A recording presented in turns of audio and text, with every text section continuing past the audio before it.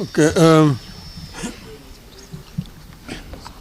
ladies and gentlemen of the press, this one is not about the ODM.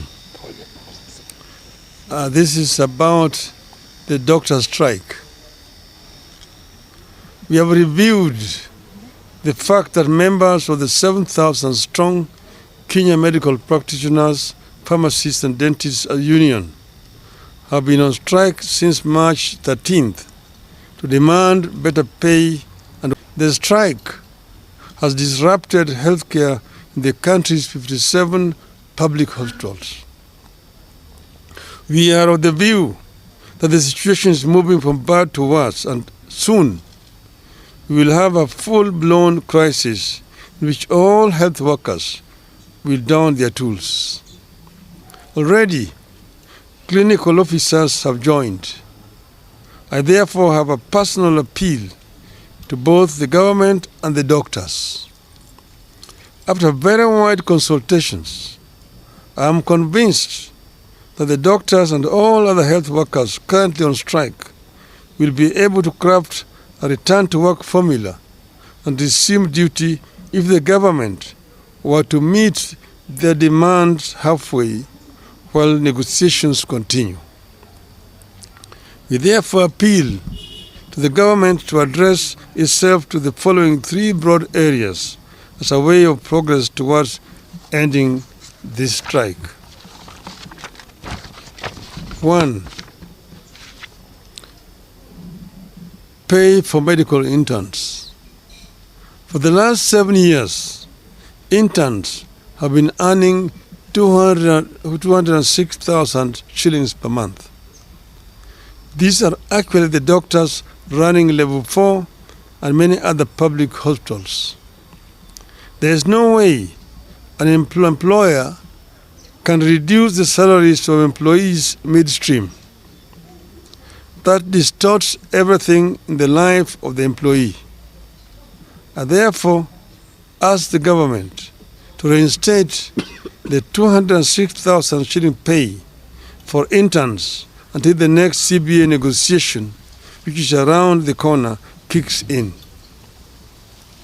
During that next round of negotiations, both parties will put their cases on the table for consideration. 2. Fees and salaries for doctors pursuing further studies. Counties are supposed to pay salaries of doctors who are enrolled for further studies like master's degree, while the Ministry of Health is supposed to pay fees. My understanding is that while counties have kept their side of the arrangement, the Ministry of Health has failed to do so since 2018. As a result, a number of doctors cannot complete their studies and graduate because of fees owed. And as they retake courses, counties have stopped their salaries because those doctors have overstayed in the college. I urge the Ministry of Health to immediately engage the doctors and their learning institutions with a view to clearing the fee balances and enable the doctors to complete their studies. The ministry must also engage counties to resolve the issue of pay for doctors who have overstayed in the college through mistakes not of their own making.